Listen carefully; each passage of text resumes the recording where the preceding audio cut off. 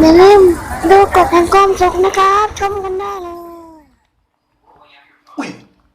สวัสดีครับตอนนี้เรามากฎแห่งความสุขกันนะฮะเพราะว่าสังคมยุคนี้ต้องการความรวดเร็วใช่ไหมครับงั้นบางทีของที่บ้านเนี่ยของในครัวมันก็เหลือๆแล้วมันไม่ได้ใช้อ่ะยุคนี้เป็นยุคดิจิตอลยุค Wi-Fi ใช่ไหมเรามีอะไรดีวันนี้ผมไปเจออย่างหนึ่งแป้งมันไม่ได้ใช้แล้ว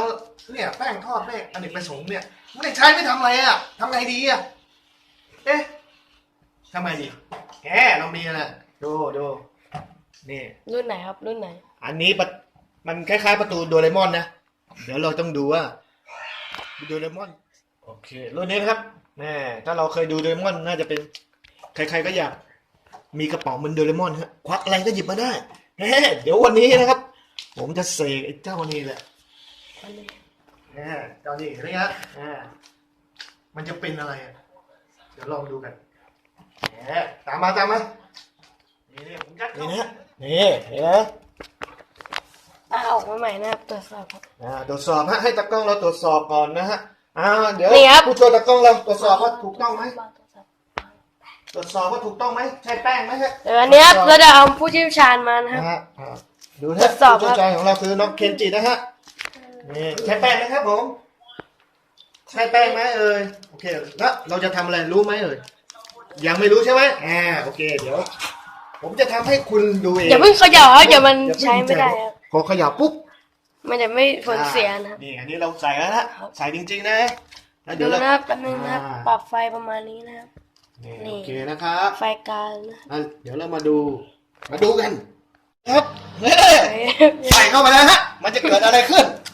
เดี๋ยวมาคอยดูกันตอนนี้ไฟดับนะครับตู้พังนะครับตู้รุ่นโดเรมอนนะครับ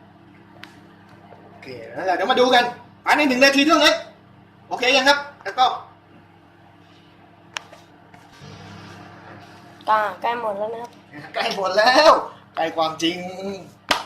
เรามาดูกันว่ามันจะเกิดอะไรขึ้นนะฮะจากแป้งที่ไม่ควรจะรู้นะที่เราใช้ของเหลือเฟือ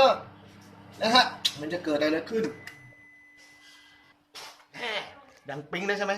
เรามาดูกันว่าเกิดอะไรขึ้นตึ๊ด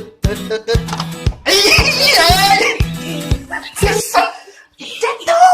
นี่แป้งมันใช้ได้จริงนะท่านผู้ชมเฮ้ยดูดิโอ้โหเนี่ยของแท้อุ้ยจากแป้งที่เราไม่ใช้เนี่ยของแท้ตามกฎพอเปลืองแป้งตามกฎแห่งความสุขของเรา EP 2ครับอย่าลืมกดซับสไครบ์ได้พอเปลืองแป้งครับ